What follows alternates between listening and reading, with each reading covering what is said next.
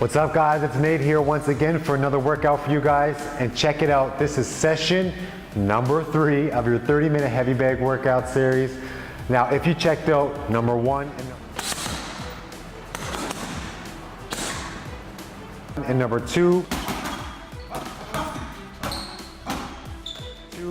of our 30-minute heavy bag workout series, you'll know that this is a little more instructional. You're still gonna get a solid sweat of course, but the idea is to kind of work on something a little bit different, little technical aspects, kind of give you a voiceover to let you know when to dive in with some power, when to move a little bit, a little more feedback through your heavy bag workout routine that's not a super high intensity, but of course still enough to give you that sweat. I'm always looking for that. As you go through it, I'm gonna voice you through, give you each round what we're doing in each round of the 30-minute routine, so you know exactly what to do, but there's a component of that is also going to allow you to freestyle and kind of do whatever you want based on some of the instructions that I give you for each round. So you're still getting a killer session in, but I'm gonna leave it up to you to put to work the skills that you've learned to help you improve and not just get in a serious sweat. This is not a 30-minute HIIT routine.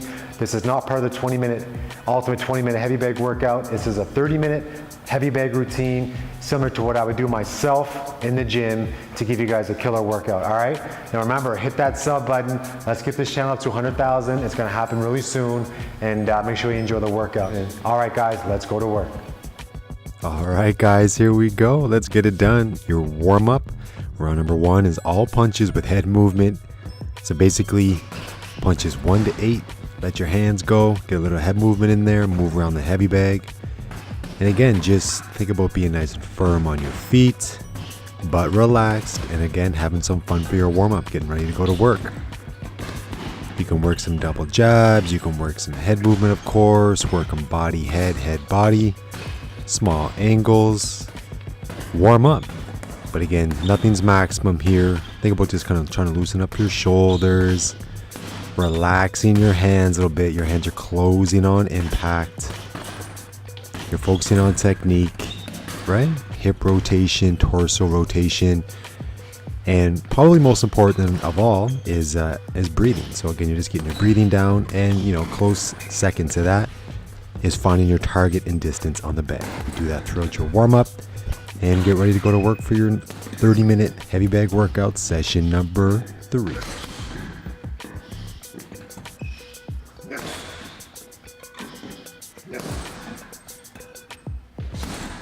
So again, what I do when I'm here is I'm literally thinking, all right, so I'm gonna throw some nice snappy jabs, some power, changing different directions on the bag, of course.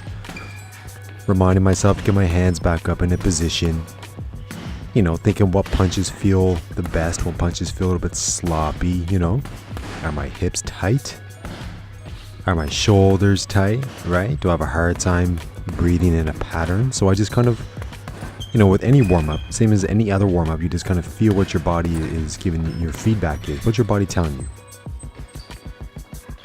For me, it's a constant reminder of obviously sitting on that back leg because of my Achilles, and then I just always try to remember to remind myself, to put a little more pressure on that back foot, just to allow for better hip rotation and to allow me to move in and out a little bit better. So if you're one of those people who have maybe you have an Achilles tendon injury, or you just don't move well forward to back or left to right, again, during your warm-up, keep that in mind and just focus on improving that or being aware of that as you go through your session. And again, as I go through it, you can see now I'm starting to feel my hands a bit better. I'm starting to get a little bit warm. My heart rate's starting to pick up a little bit. I'm starting to get a bit of a sweat on, which is what your warm-up is supposed to do, right? We are almost there for your warm-up rounds, round number 1, before we hit round number 2, which is coming up soon, which is 3 and 4 punch combos. Give me a couple more here first. And time. All right, let's do it. Round number 2 is coming up. Warm-up is done. And here you'll see 3 and 4 punch combinations, duck or block after each combo. So it's offense and defense. Again, in amateur style, it's non-stop, offense, defense, defense, offense, in and out constantly. That's more of an amateur style.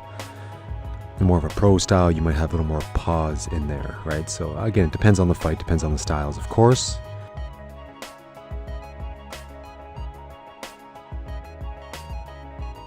What style do you want to use? Do you want to be a 3-4 punch combo in and out quickly, or a 3-punch combo defense, move around, set up and attack? Again, figure out your style, figure out what you want to work this round and put that to work. Let's go. Round number 2, 3 and 4 punch combos. Duck, block after each combo, and of course small angle changes.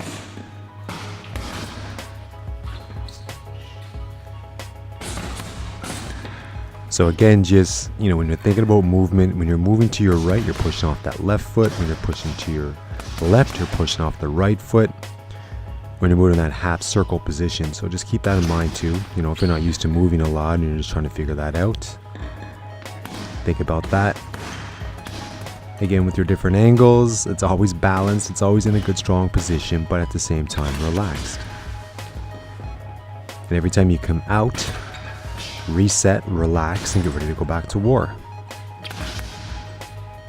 So here, I imagine punches coming back at me, but I'm staying in position, blocking them, parrying them, whatever I got to do.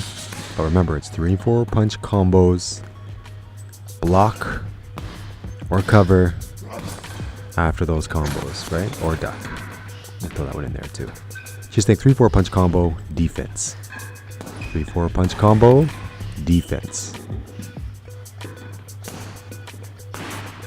And again, if the bag starts swinging from you a little bit, then you can punch it to stop it. You can change direction and catch it while it's coming in, and block that as if you're blocking your opponent from coming in at you. And then just realize you got to start stinging the bag a little bit more.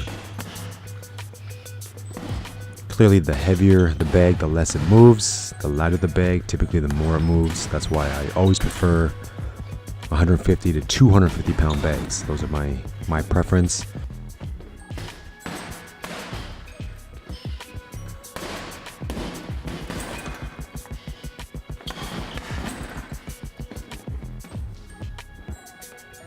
All right, keep working. We probably have about a minute left. Right, so work inside, stand a little bit taller. And somebody would say, oh, you're really tall on your legs. Well, I'm working on that, because sometimes you get caught off guard where you're standing tall. And you don't, your opponent's not allowing you to drop down to your legs because they're holding their punches underneath your armpits and keeping you upright. So you should still practice throwing combos in more of an upright position, because you might be held there. Now, would I live there for the entire fight? Of course not. Or the entire round? Definitely not. But you should still know how to throw punches in a straight up, standing up position.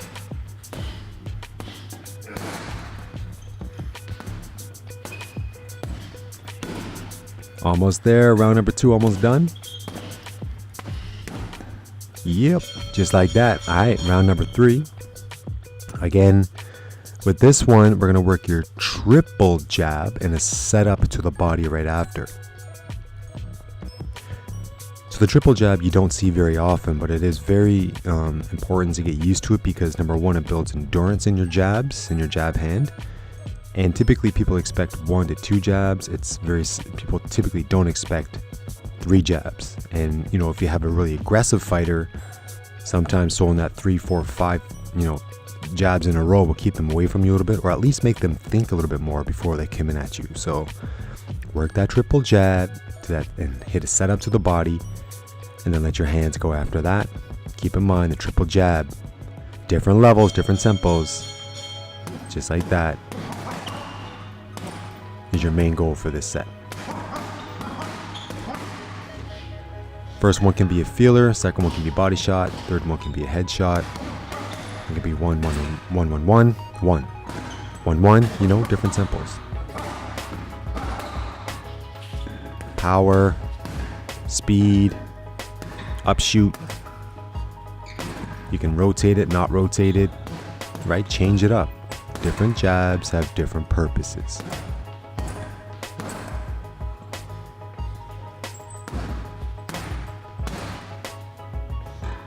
You see now everything's kind of controlled. I'm just kind of controlling my distance a little bit. Right, playing a little cat and mouse here, and then let my hands go.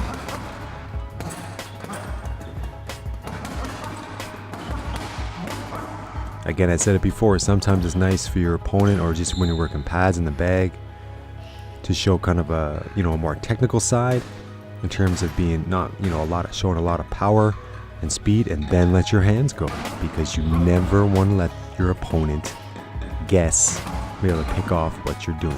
That's how you are successful as a fighter, is obviously being one step ahead, right? The ultimate chess player. So give them different looks, different feels, different angles, and keep them guessing. Keep working.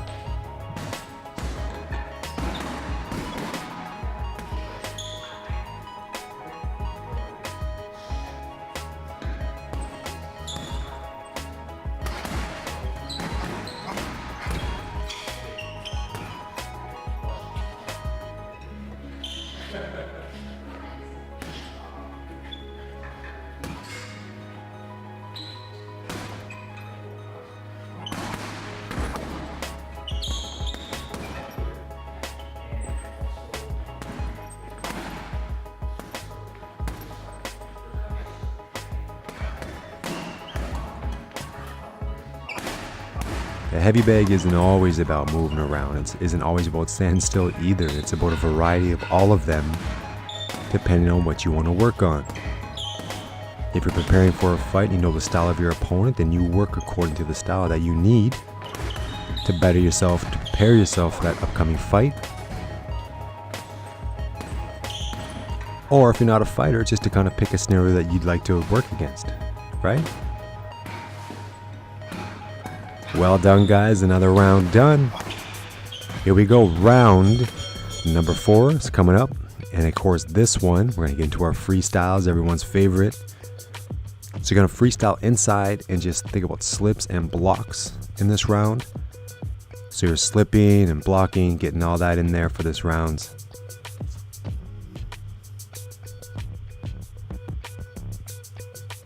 And of course, with your slipping, just so you think about it, they're short and precise, and your opponent's glove is basically scraping your ear. You have to make up the least amount of distance. The further you slip, the most distance you have to make up. But again, even if you're a slick fighter, you should still, do some wider slips to figure out the power and the distance you need to make that up, in case you're forced to slip wider, right? Work. Freestyle. Inside. Let's go.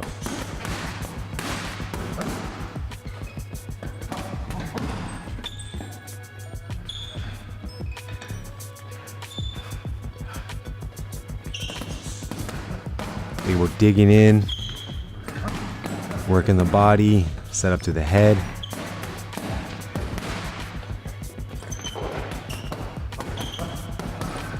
Are you aiming for the chin? Are you trying to break down the arms? Are you trying to hit body? Are you trying to take that liver up into the chest cavity, right? To bring them down to their knees. Hand speed, power, resilience, angle changes, right? All good. Freestyling inside.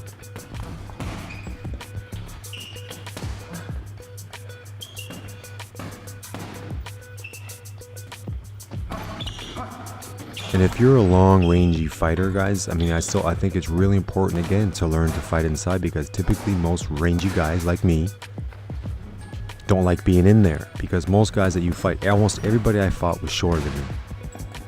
Almost everyone I fought. So I had to learn to fight inside. I had to, because these guys always want to get inside on me. So, because the thing is, when you get tired and these guys happen to get inside, you better know how to defend and throw punches in there and spin off and turn and feel the momentum of their body, so you know where to switch off and when to counter those punches, even as a rangy guy, because you're going to be caught inside. You're going to be caught in the ropes. So you need to learn how to fight out. So every once in a while, get in there and learn how to fight on defend on the inside.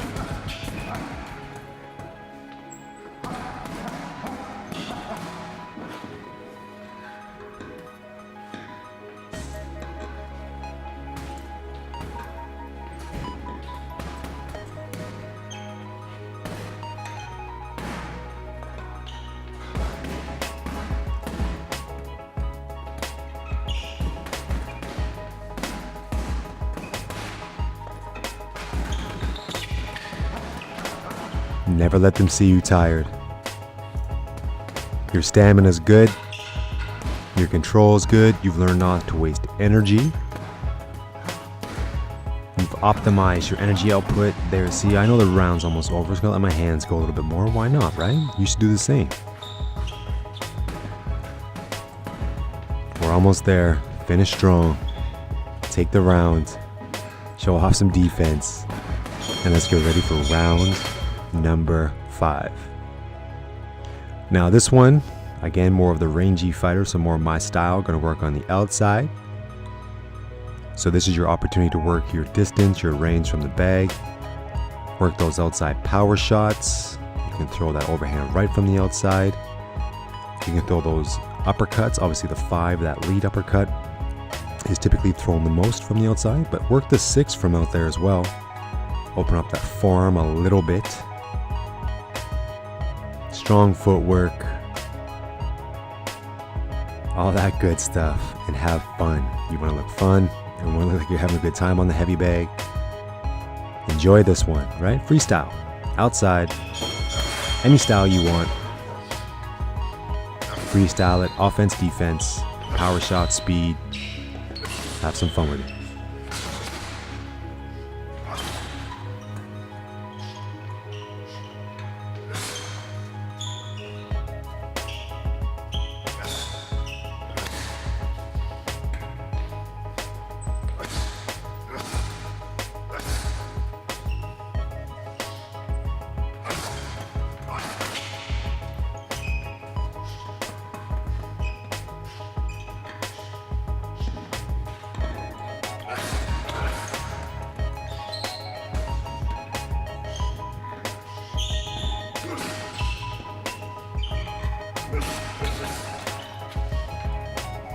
Again, you can be working some snapbacks. You know, snapbacks are cool too. You just snap your head and chest back, come back with a power punch.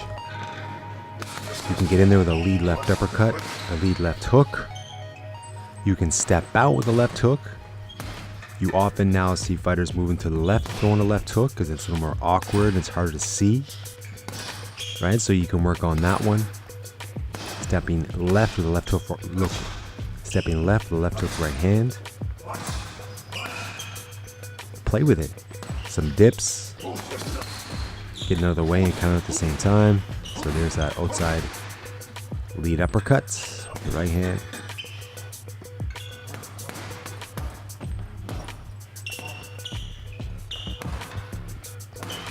All right, and then you just toy around a little bit. Different angles in tight. Different looks. Still to the outside, I'm just not moving much. Slipping and countering. Trying to score some points from the outside.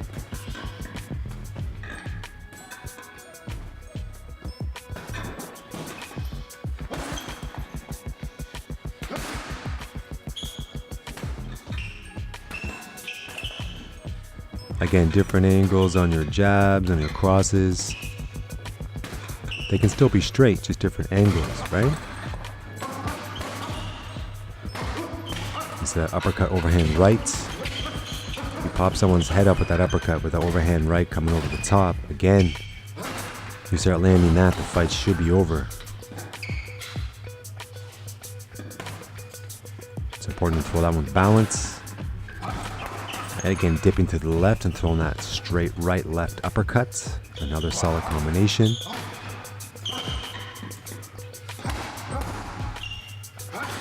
And almost there.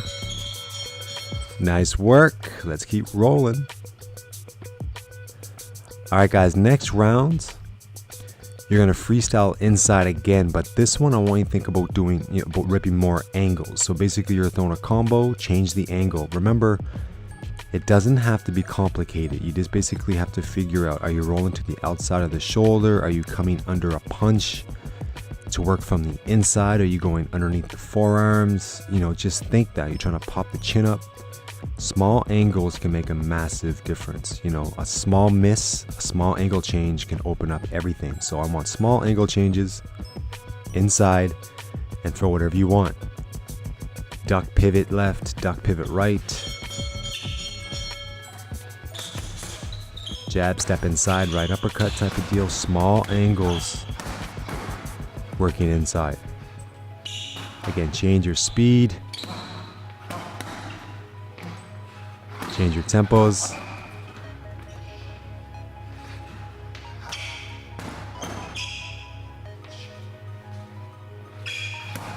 Right, just work on, different foot positions so that you still have balance.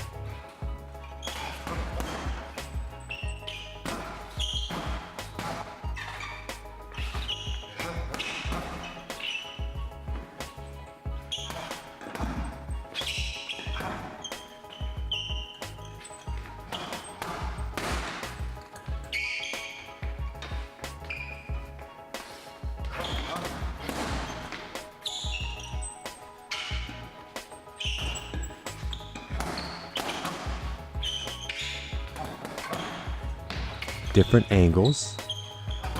Change up your punches and work with that. Always keep me guessing. And I'll always keep you guessing. Not know what I'm throwing. Don't get too crazy in there. Don't start breaking stuff down like Michael Jackson or anything. Don't start doing anything crazy like that. You start doing the moonwalk, you're gonna get caught. So just change it up, let those hands fly, and have fun with this one. This is not an aggressive round, unless you're an inside guy. If you're an inside guy, you typically have really strong angles, really strong movement patterns inside, then let your hands go if you're one of those guys. Quick angle change, pop, pop, pop, pop, pop, angle change, pop, pop, pop, reset, go again.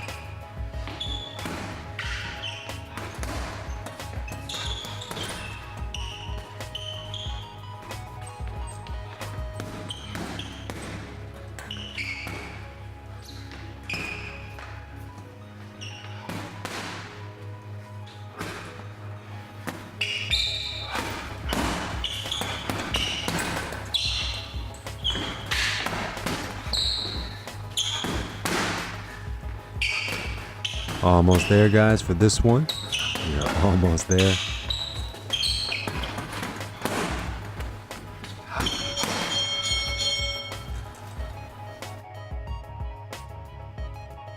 All right, let's go. Next round, what you're gonna do here is this one. You're gonna freestyle inside 90 seconds speed, 90 seconds power. Guys, you're gonna do this round twice. 90 seconds speed, 90 seconds power. All right.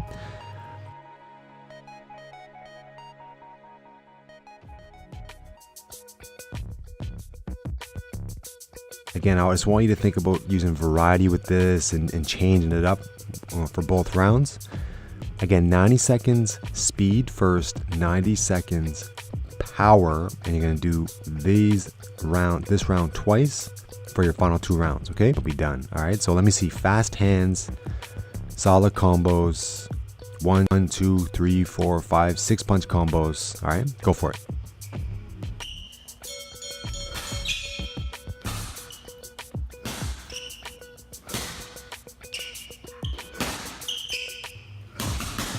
Stay compact in your stance for this one.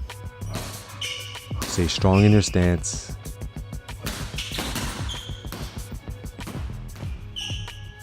.90-second speed.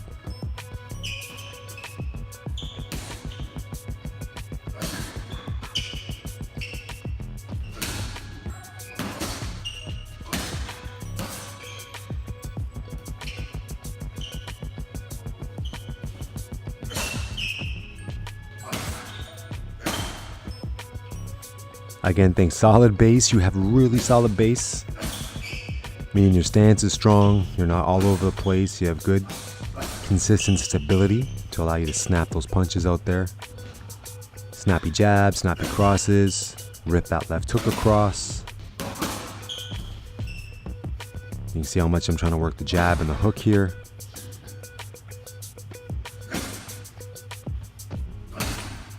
And then I throw in that right hand.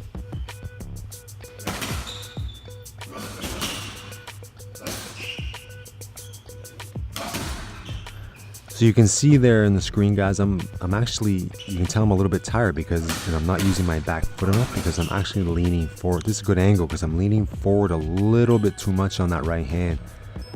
I should be more sturdy there and just letting that right hand release because my forehead is gonna basically give away the fact that I'm throwing. All right, so Be nice and still with your body on those speed shots, and don't lean forward too much. All right, power. Let those hands go with some power.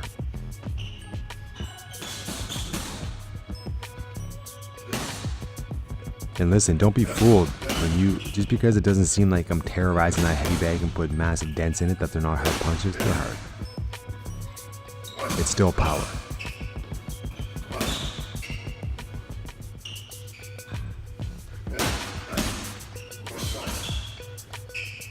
Not many people would know this, but in my actual boxing career,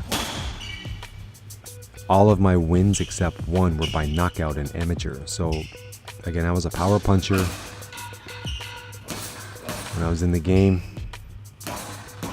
The only fight that went the distance that I won was against, I'll never forget him, man, Nathan Head. If you're out there, brother, what's up?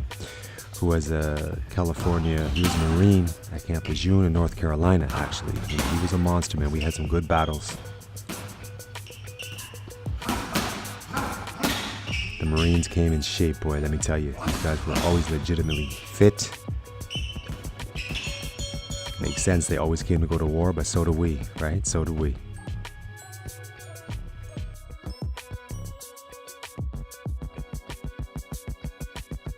Okay, so you know the deal. You just went through your rounds, the exact same as this one. But what I want you to do for this one, your final round, is just work on some different variety. So maybe you're gonna work on, speed through your uppercut, speed through your stepping left or stepping right. Something like that. Speed with your footwork moving in, speed with footwork moving out. Change it up a little bit. You don't exactly have to do what I'm doing. I'm just giving you ideas. Maybe we're going to throw a speedy check hook in your power shots. Again, it can be overhand right, a right hook. It can be a 1-2 power shot, 1-2, 1-2. Change it a little bit. Have fun with it. You already know what it's all about, right? So change it up. Speed first. Let's go. So again, different variety than what you used in your previous round. But again, fast hands. Not every punch has to be fast, but the idea is, again, you're working speed.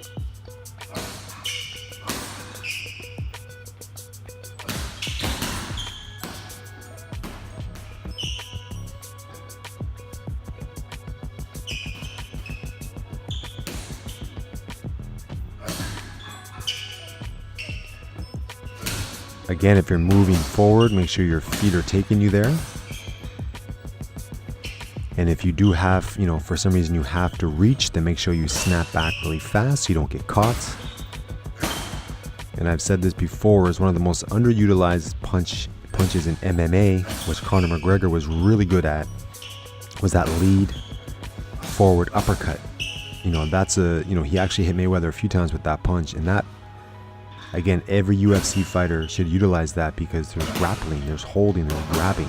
You shouldn't get crazy with it because you can get caught, obviously, but that's the one punch that I personally feel that all MMA people should master, because there's always openings for that. Every fight you watch, or every fight I watch, you can see that left uppercut is always there. It's just, what I figure is that it's just a lot of people just don't know how to throw it, or just, not confident throwing it. So if you're a UFC or MMA guy, make sure you utilize that lead uppercut, that lead left uppercut. Obviously, if you're orthodox, vital, can really do wonders for you. All right, let's go. In a power shot, same dealio.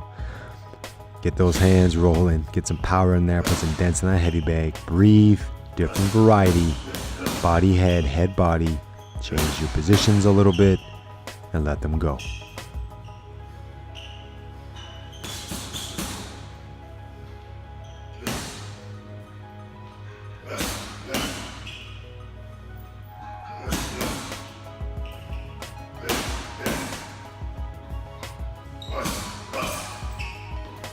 Again, you can double up on that same side. Could be a cross, overhand right, a hook, then a power jab, right? Different variety. Mix it up. Utilize that jab to the body.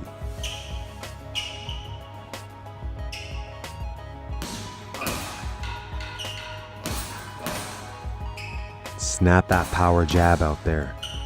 Double it up, triple it up. And that last one, rip a right hand.